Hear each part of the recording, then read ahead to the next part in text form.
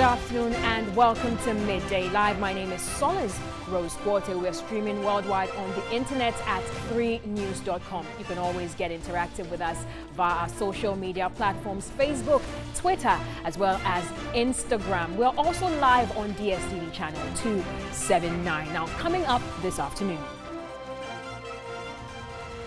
Customers stranded at Unibank head office branch a day after Bank of Ghana handed over its administration to KPMG. We'll be bringing you updates on the current situation.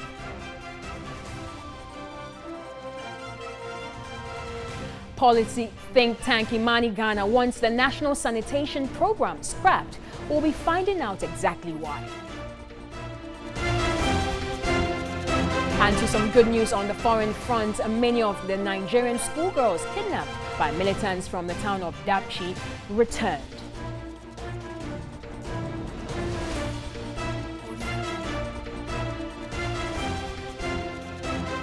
Well, all these and more coming up, including sports as well as entertainment in the next 60 minutes. All right, now to some news that broke late Tuesday afternoon, and that has to do with Unibank being taken over by the Bank of Ghana, and the Unibank customers who wanted to transact business at the head office branch on Wednesday morning were left stranded. Now, customers of all other branches had been notified to report at noon. Now, Nuon Falong, who was at the head office branch earlier, has come through with the following report. As you can see, the door is locked. They have offered absolutely no explanation to the public and to their clients. And so we are here with other clients of the bank, hoping that the banking hall will open to normal business transactions. But until then, we have no official word from Unibank. All attempts to get officials to speak on the situation proved futile. Security personnel told us meetings were being held and interviews would be granted if need be. The Bank of Ghana on Tuesday announced that it has appointed audit firm KPMG as administrator for Unibank. Nuon Falong, TV3, Accra. All right, now let's still stay on this particular issue as we have been joined by Nuon Falong, and she's live on the grounds currently at the headquarters. Over to you, Falong. A few minutes ago, there was a notice here that tried to calm clients of the bank and told the clients to wait until 12 noon and the bank would be open. The bank has obviously gone according to that promise and has opened to customers. All the clients who were waiting here initially are walking into the bank. They seem very relieved. They are going in to transact regular business.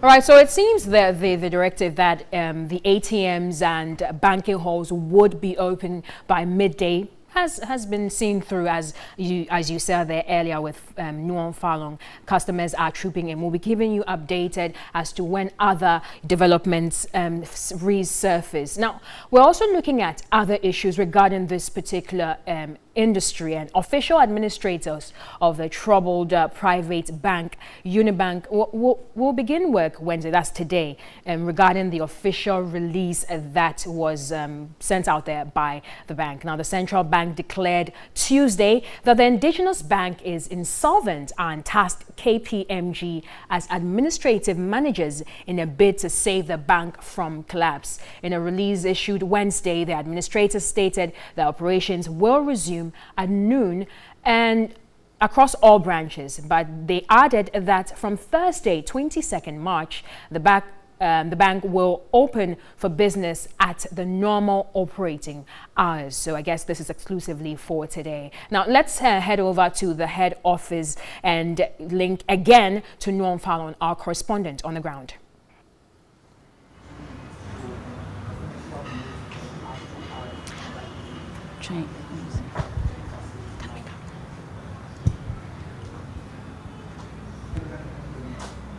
Regarding Unibank, as you saw there, banking activities are ongoing. Customers have been asked to get in or come into the various banking halls. We'll cross over to some other parts of the country and other branches of Unibank to find out whether or not activities have become normalized as we were expecting. Now, the Bank of Ghana basically took over or announced that they are taking over Unibank Ghana Tuesday afternoon. Now, this came as a shock to customers and some people, and mostly in the banking industry, probably because it was not probably predicted. But there's some issues for those of you who might have been taken by surprise by this particular incident. That followed a chronological order.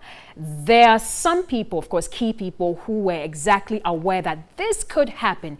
And I'd like to, let's turn our attentions to this particular incident here. We're looking at the chronological order of events that led to the takeover of Unibank by the Bank of Ghana. Let's start off. First of all, Unibank announces it has bought over 51% shares of ADB for about 600 million cedis. Now, this was also a shock in the banking industry. And then the central bank denied approving the purported takeover of the ADB by Unibank. Then, SIC Financial Services Limited, as one of the shareholders of ADB, then denied pledging its shares in ADB as well.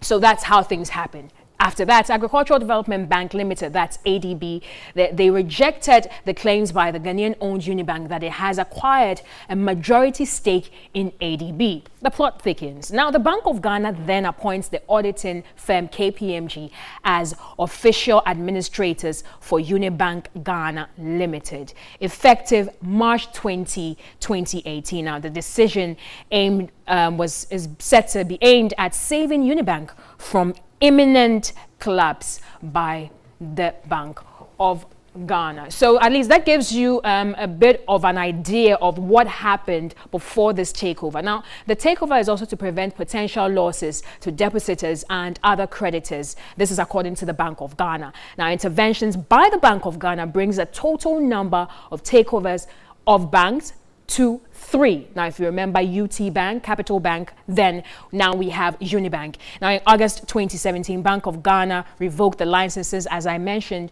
of UT and Capital Banks, describing them as deeply insolvent. Right.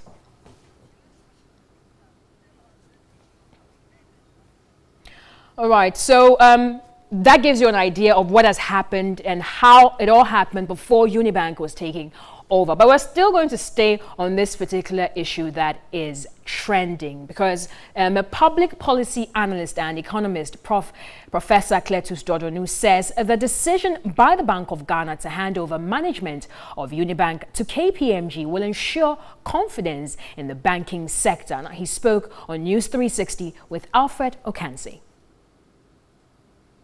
We have both the good news and the bad news aspect of this announcement. In recent times, you are aware that most of our banks, some of our banks were going down the drain. They have capital adequacy difficulties and so on and so forth. But what is disturbing is that just in the back of earlier problems we had in the banking sector, plus the fact that the economy is slowing down on interest rates faster than the banks are responding to it. So banks are not able to come quickly. Then, of course, this is a very disturbing news for many people. But it's also good news to the extent that some of these developments must come to the public. Right. The bad aspect of this news is that it scares, first and foremost, the industry. Right. And then it has negative repercussions on investment because the very investors are the ones who actually deposit money. But when they run out, they go to borrow money, and the interest rate is not coming down as fast as the economy is dictating, but at the same time, they have a shock in their mind that can I go there and get money? So these are the bad and the good news we are having.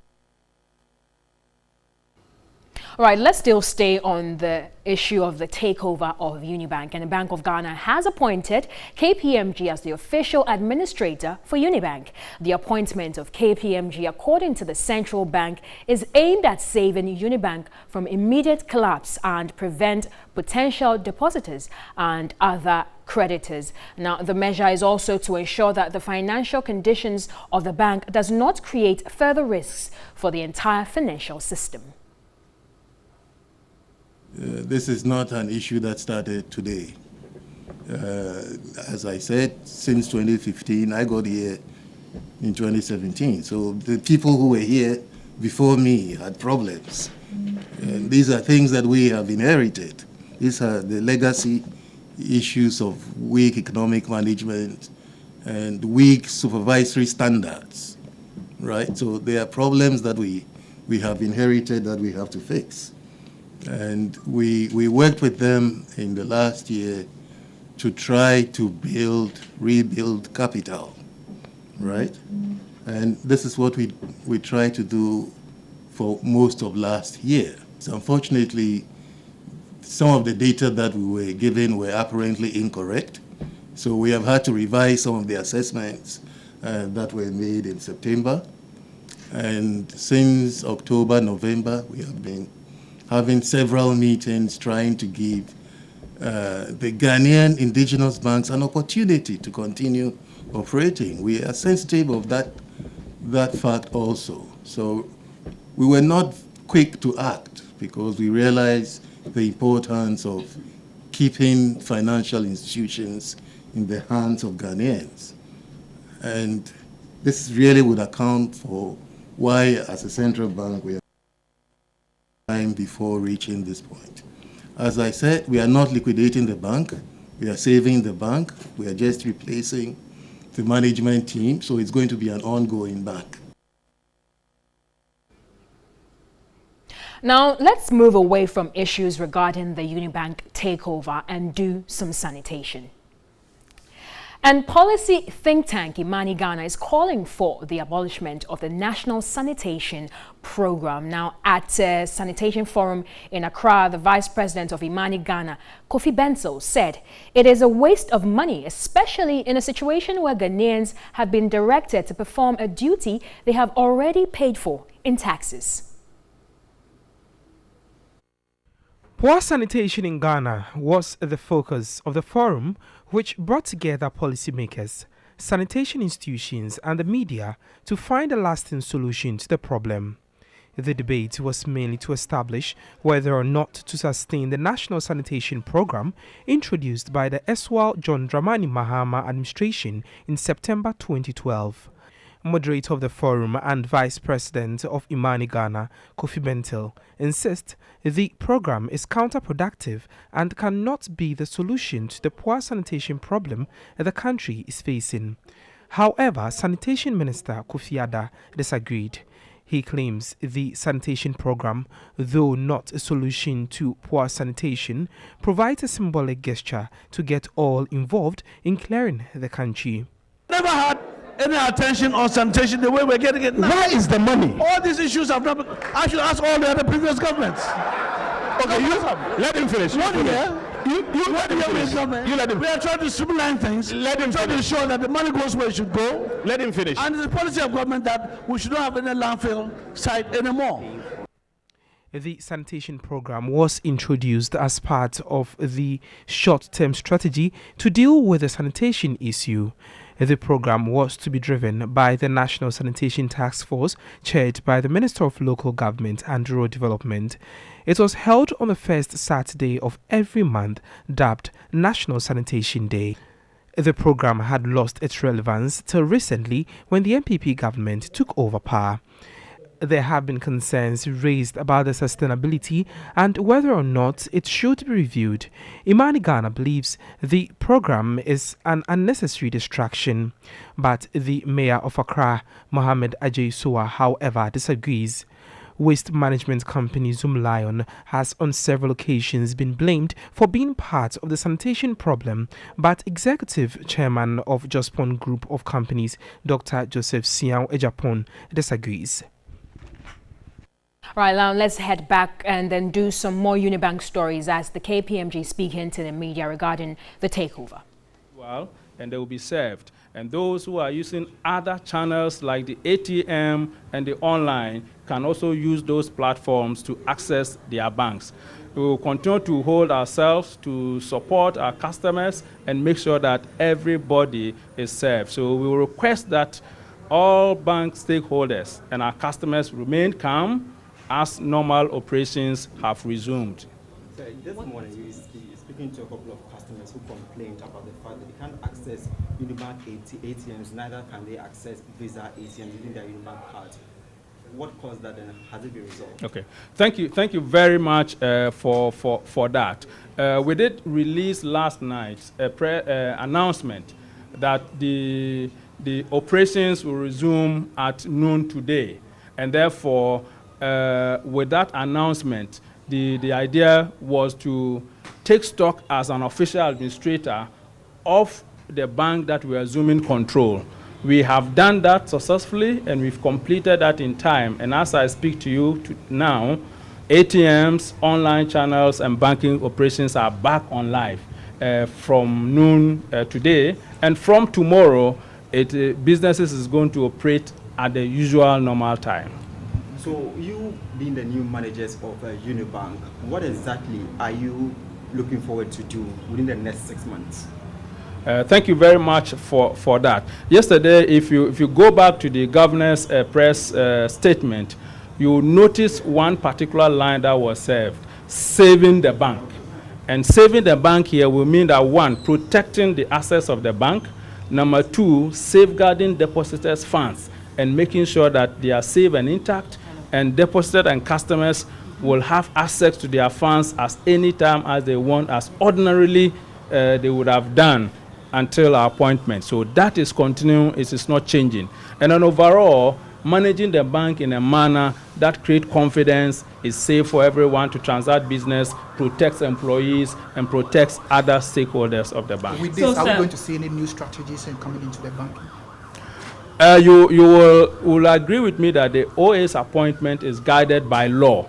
There are certain things that the OA can do, and there are certain things that the law restricts. So in terms of what we will do, all that will be done within the framework of the Bank and Specialized Deposit Institutions Act 2016, Act 930. So what is the assurance to the public that in the next 6 months you'll be able to turn around the fortunes of Unibank? Well, as I've already said, the theme for this restructuring is saving the bank.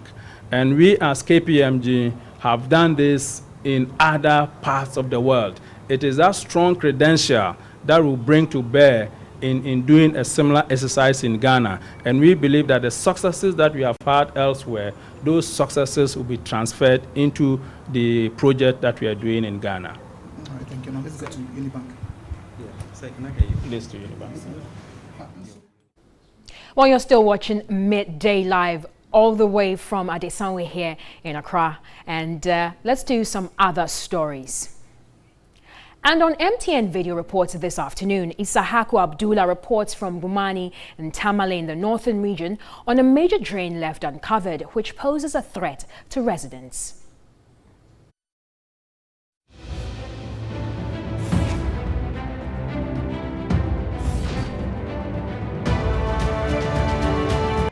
This was a contract that was actually awarded by the previous administration to Kamara Construction Limited to construct this major drain in this part of the community so as to alleviate the people of this community from the consistent flooding anytime it rains. As you can see, the banks of this gutter is not covered. As a result of the contractor's negligence and lack of human faith has caused this particular institution to actually lose its 3 classrooms, a toilet, and a urinary pit. This has caused us a lot in terms of teaching and learning. Efforts were made to even call the contractor to come and assess the level of damage caused by the school. But all this while, we've not heard anything from the contractor himself. We want to appeal to authorities concerned to make sure things are done before things finally get out of hand. Reporting from Gumani, Tamale in the northern region, this is Ishaku Abdallah.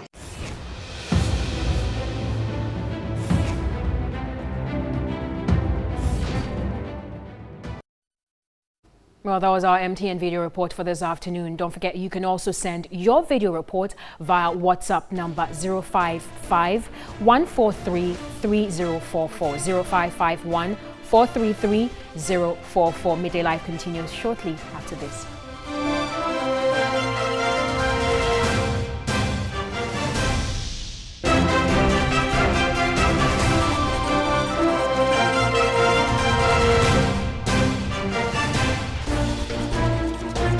Welcome back to Midday Live. Don't forget, we're live on DSTV channel 279. And you can also get interactive with us on our social media platforms, Twitter, Facebook, as well as Instagram. Let's do some more stories. And the Executive Director of the Center for Democratic Governance, CDD, Professor Kwesi Prempeh, is blaming government for the controversy generated over the U.S. government's military deal with Ghana. Professor Kwesi Prempeh insists government must clarify the components of the agreement and provide more information to the public to reassure Ghanaians the country is getting a fair deal. He spoke on TV3's New Day. I don't know if we know enough about it. And sometimes I think that these kinds of issues come up because of government's lack of transparency about these things. Right. You know, if information was adequately shared in a timely fashion, right, in a transparent fashion, at the appropriate time and forum, some of these things would not happen. I mean, so I've heard, for example, that this is a document marked secret. Okay. And it was supposed to be a cabinet document, and it's in the public realm. Mm-hmm. You know, at what point was it going to be shared? Okay. I mean, generally, I think, you know, we've had lots of cooperation with various militaries from different countries going back many years. Okay. So I haven't seen the document. I don't know the details of it. I've just read it on social media. Is it just continuity of a relationship that we've had with the American military over the years? Right.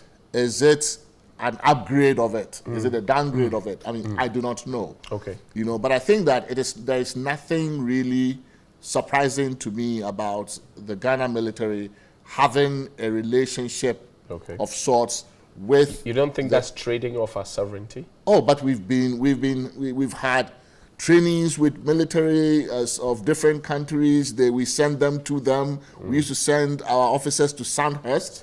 It used to be the place where you got really stamped with. So this has been going on for a long time. This may not be just a partnership. It's a setting up of a military base, and we do know that I don't know what it is. I don't know if a military base is a term of art, right? When does having an installation in a country constitute a base? Okay. I don't know those things. Right? I'm not a military. If we're going strictly by the Oxford Dictionary, the definition of what the military base is, we're installing stuff and training people. But training has been going on between Ghana military. Who do you think trains our soldiers? Where do you think they get their armory? Where do you think they get their, you know, do we manufacture arms? No, we don't. So if we got a donation of arms from a country, is that undermining our sovereignty?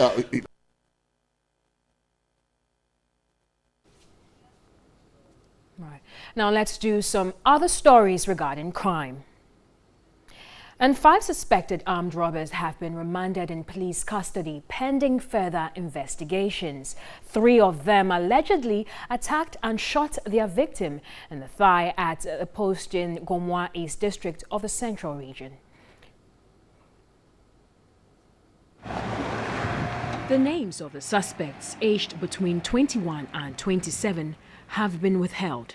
The Central Regional Police Commander, DCOP Paul Manley Awini, who briefed the media, said 3 of them, armed with a pistol and knives, attacked their victim in his house and demanded money in his possession. 2 pistols, 1 foreign and the other locally manufactured, a cartridge, an SB shotgun, wax prints, 2 laptops with their accessories, 2 cutlasses, 10 mobile phones, a talisman and other items were retrieved from the suspects. The victim resisted and struggled with them and was shot on the right thigh, which led to the amputation of the leg. On 15th of March, that was last week, we conducted a police operation in a location around Amenfi Boazi. We arrested a 45-year-old Fulani man whom intelligence indicated is the kingpin, one of the kingpins of the robberies that have been happening around. He led us to another location around Gomopotin, and we arrested 4 other suspects. The suspects have been remanded in police custody for further investigations. Now, away from that, let's look at some issues regarding the National Health Insurance Scheme. And the Director of Advocacy and Public Engagement at the Center for Democratic Development, CDD, Dr. Kojo Asante, has cautioned that Ghana could return to the cash and carry system if problems facing the National Health Insurance Scheme are not addressed. Speaking at a stakeholders dialogue in Accra, Dr. Asante expressed concern about government's inability to shoulder the financial responsibilities as donor support continues to dwindle. The dialogue, dubbed The Future of Sustainable Healthcare Financing in Ghana, focused on key findings and recommendations of a co-authored report by CDD Ghana and Health and Finance and Governance, HFG. According to the report, in 2009, 19% of total health expenditure came from out-of-pocket payments. The figure reached 27% in 2014. Since reaching lower middle income status, Ghana's donor support has dropped significantly. Historically, donors have financed 70 to 80% of preventive and public health services. This, Dr. Kojo Asante believes, will become a burden for Ghanaians if government does not act accordingly. Government of Ghana resources go almost entirely to compensation. That is what makes it a worry, because you have to think about immunizations for children, measles, whatever. So we will need to find resources to do them if donors are not doing it. Whatever decision have to make quickly. Dr. Asante maintains enhancing efficiency and effectiveness of the NHIS by redesigning the benefits package, as well as ensuring prudent spending are necessary to revamp the scheme. The NHIS spends 50% of its entire budget on purchasing drugs. The challenges of the NHIS in recent times sort of is a warning, that if we don't address the problems and address it in a very quick way, we can go back to those conditions which we did not like in the 90s. Meanwhile, a Deputy Minister of Health, Kingsley Abuaji-Jedu, says government is focusing on financial accountability as a key tool in utilizing the meager resources available to the sector. If you review the Auditor General's report over the last 5 to 10 years, you'll be amazed at the waste. You don't get to be a chief executive or a management member of a health facility because you are a doctor who has served for a long time. You need to be equipped with the necessary skills and knowledge of management to be able to manage a public health facility. On the arrears owed service providers of the NHIS, the Deputy Minister was optimistic payments will be made before the end of the year. All right, now let's do some business. This segment is brought to you by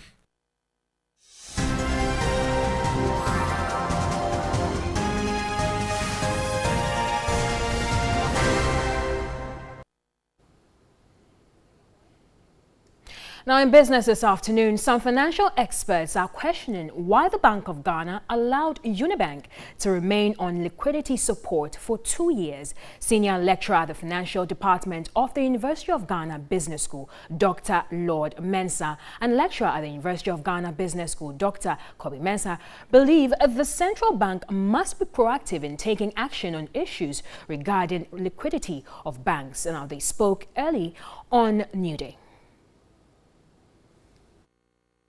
I would say it has to do with maybe you're looking at somebody who is going to die, right, and then in the end trying to survive. You know, putting out there of acquiring ADB could be also one of the mechanisms, right, you know, to ensure that they get liquidated. Because once they acquire those shares, more or less a way of, you know, bringing some cash to maintain their liquidity, right, needs.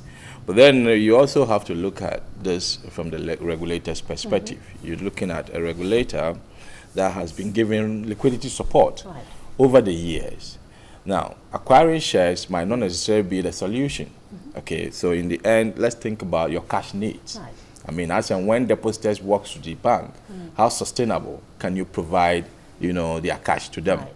And I think for a bank to be on liquidity support for 2 good years, I mean, since 2015, I mean, it's quite questionable. And you ask yourself, at what threshold, in terms of time limit, would, you know, the regulator come in and say, hey, enough is enough? Exactly. At the end of the day, this is not a time to keep you going anymore. You have so many informal relationships, you know, going on. Right. So people are actually, you know, considering their relationship as opposed to the interest of the average Ghanaian, as opposed to the interest of the consumer. Now, I asked the same question. Now, we know that the banks were under stress test, etc. And I was asking a lot, where did we see those stress tests being published, the results of the stress test, so that consumers would have informed decisions to know where to take your money and where not to take your money? Then, and I think that there's also another point that has to be made, again, with regards to regulations, as we're talking about. Now, if the regulator is being careless, now, what other levels of regulation or supervisory, you know, role do we have? We don't have consumer protection agencies, activists, who would actually look into the financial space and say, look, based on this information, we think, you know, consumers must be protected. We think the banks are not in the right shape. So that even if you have such irresponsible behavior, and I think the central bank actually, the regulator is actually being very reactionary. And you know, if the central bank is not really taking care of, you know, people, they're not looking at the consumer's interest because of the informal relationship they have with the financial space, who then will do that checks for us and to be able to, you know, tell the consumer that now there is risk here, there is risk there. Now the question is, how are customers of Unibank feeling about this whole situation with a takeover? Nuon Falong is standing by with exactly that.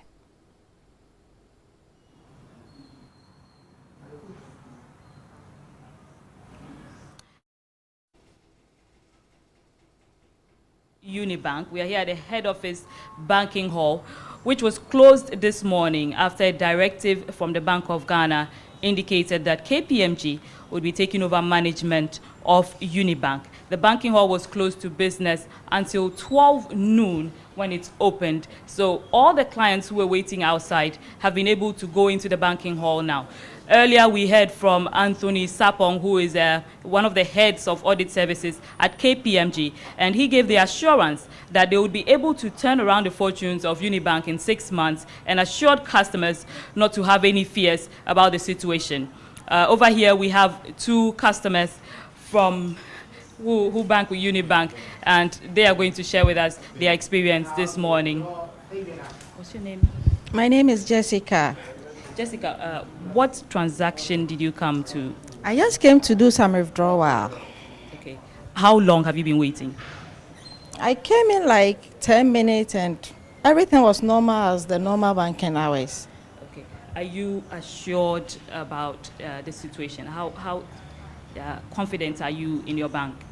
I have confidence in Unibank. I've been banking with Unibank for like six years now, and it's been my banking partner. They are so loyal, And please, Unibank is a made in Ghana bank. Let's enjoy their services. I really love banking with them, and I'm hoping they revive from this term. Did they send you any information earlier when the bank was closed? No, I had a message yesterday night that KPMG is taking over, but today I didn't get any message. Thank you very much. Thank you too. We also have George here who had been waiting for a while before the banking hall opened. And hello, George. Yes, madam. Good afternoon. Good afternoon. Yes. How easy was your transaction this afternoon? Well, it was normal. As I told you earlier, we waited for 12 o'clock as they opened. We entered, and then everything was okay. I didn't see any change. There's no change at all. How long had you been waiting before 12 o'clock? Well, I came here around 9:45 that way. Yes, from 9 to 12. Thank you. Okay. Thank you.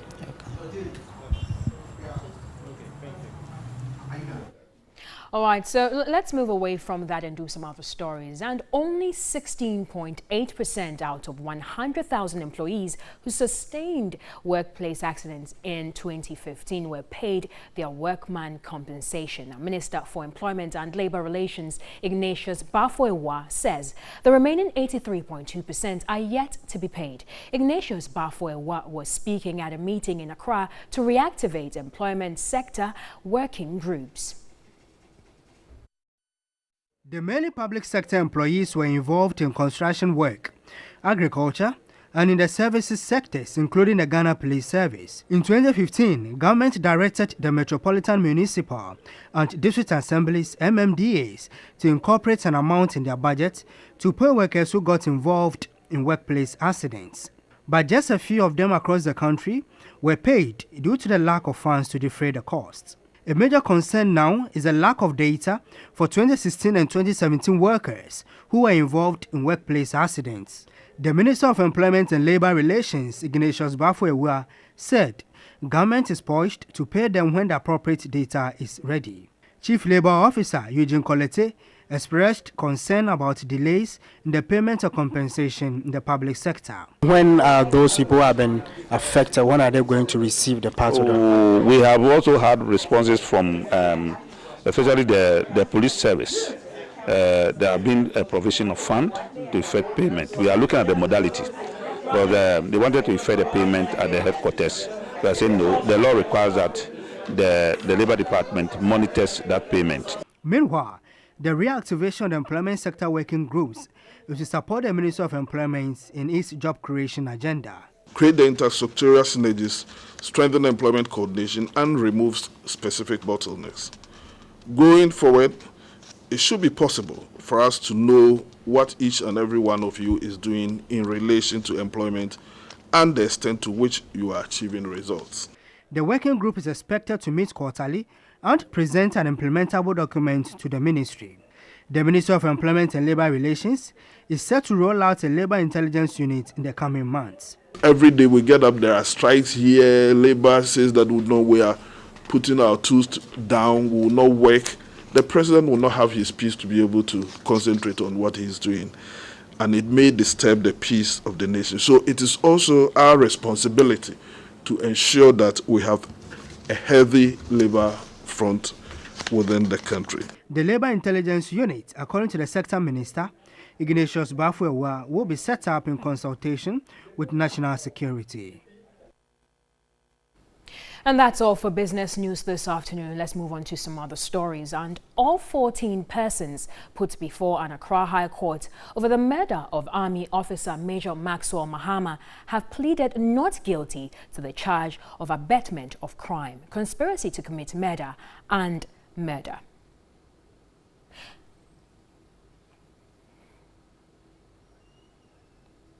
Well, Midday Live returns shortly after this. Stay with us.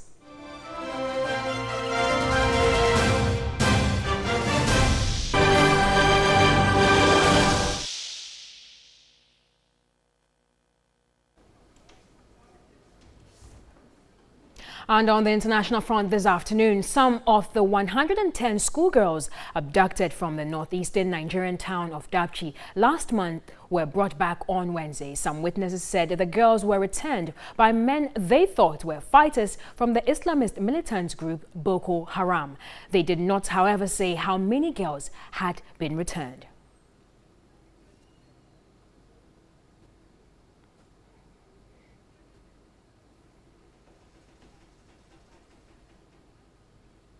And now for some entertainment news.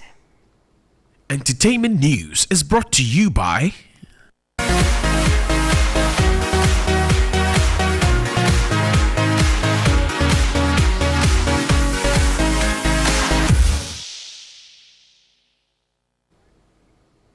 All right, now popular politician and General Secretary of the NDC is in the news again. And guess what? Owusu Rarai, as always, reports that the General Mosquito is at the center of the latest social media trolling for wearing a seemingly oversized shoes. Let's find out. It appears General Mosquito never runs parallel to controversy. Almost everything the popular politician does sets tongues wagging. In January 2015, General rocked a smart camel-colored fur-trimmed jacket. Well, Ghanaians were not at all charitable with their comments. A whole General Mosquito was teased for wearing a female winter coat. I didn't find it necessary to go and buy a winter jacket for 2 days visit. So I've always been going with my wife's jacket. Okay, fast forward to December 2016. Asiedu Nketia wore a cap on Batakari. The next minute, Asiedu Nketia was trending. Again, the general became the subject of social media trolling. The trolling never ceases to end.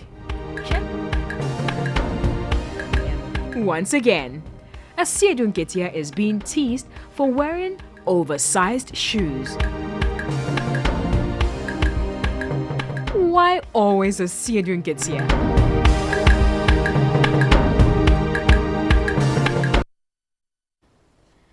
Indeed, now to some not so humorous news. And the late High Life heavyweight CK Man mentored many musicians. One of them, Tony Honey, and he's been eulogizing the veteran musician for his mentorship.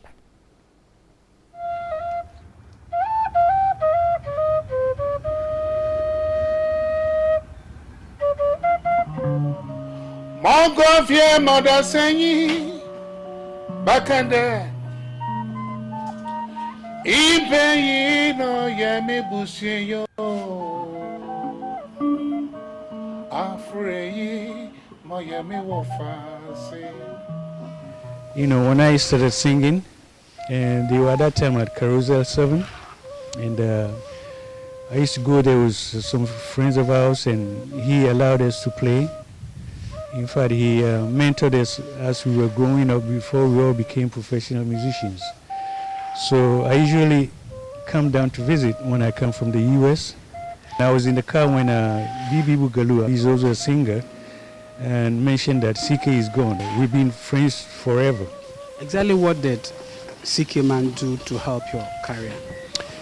First of all, to be allowed by, they were really pros with Papa Yankson, Papa Jeminsa, they knew I could sing, so they would allow me to sing at that time. I was a student that time, but he encouraged me to write my own music and come and perform with them anytime I had a chance. So he actually opened, the way for us to be on stage and performing. He gave us the chance to be who we are now. I mean, these are the people who can really teach you what high life music is all about.